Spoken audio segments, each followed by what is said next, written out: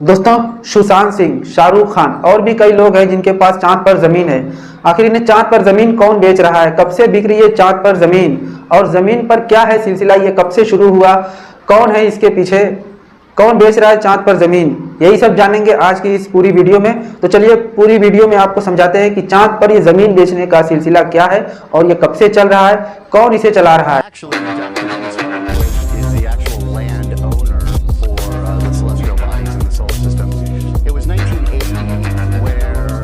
दोस्तों, साल था 1967। यूएन की तरफ से एक मीटिंग बुलाई जाती है जिसमें एक समझौते पर दस्तखत की जानी थी, जिसमें 104 देश के लोगों ने दस्तखत की, जिसका नाम था आउटर स्पेस ट्रीटी। उसके तहत अंतरिक्ष किसी भी ग्रह या चांद पर किसी भी एक मुल्क का कोई अधिकार नहीं हो सकता। आउटर स्पेस ट्रीटी को इसलिए बनाया गया ताकि कोई भी देश, कोई भी मुल्क चांद पर या किसी और ग्रह पर अपनी कोई भी मिल्कियत या अधिकार न जमा पाए। अब इसी सिर्फ एक ट्रीटी ने कैसे एक इंसान के खतरनाक दिमाग को रोशन किया, और उसके दिमाग में जो आइडिया आता है वहीं से मेन कहानी की शुरुआत होती है। अमेरिका में एक आदमी है जिसका नाम था क्रिस लोमार, और उनके पिता, ये दोनों बाप बेटे मिलकर अमेरिका में छोटे मोटे काम किया करते थे। फिर क्रिस लोमार ने एक दिन सोचा कि चलो कुछ रियल एस्टेट का धंधा करते हैं, इसमें आजमा के देखते हैं क्या प्रॉफिट है क्या नहीं होता है। और उन्होंने कई छोटे मोटे काम किए भी। फिर क्रिस लोमार को एक दिन लगा कि इस काम में बड़ी लागत है और पैसा भी बहुत लगता है, और तभी उनकी नज़र यूएन के उस ट्रीटी पर पड़ी। उन्होंने उसकी सारी टर्म एंड कंडीशन को ध्यान से पढ़ा और उन्होंने समझा कि दुनिया का कोई भी मुल्क या देश चांद पर अपना अधिकार नहीं जमा सकता।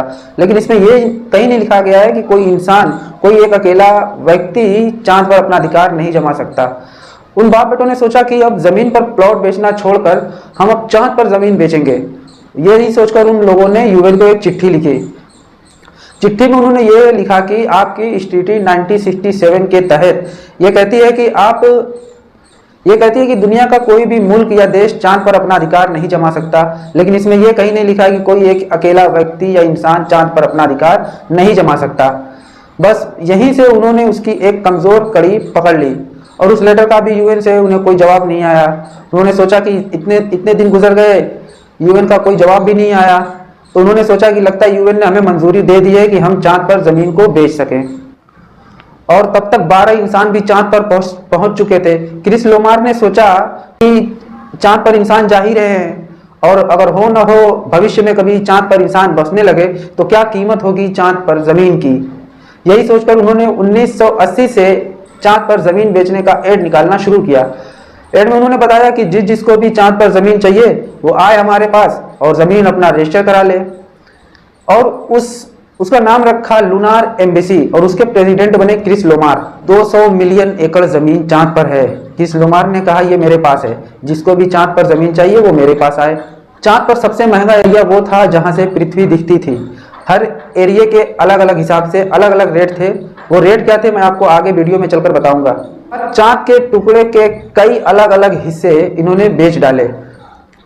1980 से लेकर अब तक 2023 तक लगभग 5 मिलियन अलग अलग चांद पर जमीन के टुकड़े इन लोगों ने बेच डाले, यानी कि लूनार एम्बेसी ने बेच डाले। यूएन की तरफ से उनको कोई सफाई भी नहीं आई है। उस जमाने में चांद पर जाने का, मून मिशन करने का और चांद पर जाने की लोगों की होड़ सी सवार थी लोगों के ऊपर कि चांद पर जाना है, हमको भी सबको चांद पर ही जाना था। तो जब इन्होंने एड निकाला तो चांद पर जमीन लेने वालों की लाइनें लग गई कि भैया चलो अब जमीन चांद पर लेंगे और वहीं पे बसेंगे, या फिर लेकर ही छोड़ देंगे, कभी ना कभी तो जाके बसेंगे। यही सोचकर लोगों ने लूनार एम्बेसी से चांद पर जमीन लेनी शुरू कर दी, जिसमें हमारे भारत के दिवंगत नेता सुशांत सिंह राजपूत भी शामिल हैं। चांद के टुकड़े का गिफ्ट लेने वाले हर साल शाहरुख खान हैं, और भी दुनिया भर के अनेकों नेता, अभिनेता, कारोबारी, ये सब लोग चांद पर जमीन लेते रहते हैं लूनार एम्बेसी से। लगभग 5 मिलियन प्लॉट्स लूनार एम्बेसी ने चांद पर बेच डाले हैं। और उसकी कीमत उसकी दोस्तों क्या रखी थी? बहुत ही कम, मतलब बहुत ही छोटा अमाउंट रखा था। 3000 से 10,000 पर एकड़ के हिसाब से वहां पे चांद पे प्लॉट की बिक्री होती थी क्या? अब भी होती है, हो रही है। आप लोगों को भी अगर लेना है चांद पर जमीन तो जाइए और लीजिए। किसी को गिफ्ट करना है गिफ्ट कीजिए, अपने परिवार वालों को खुश करना है खुश कीजिए।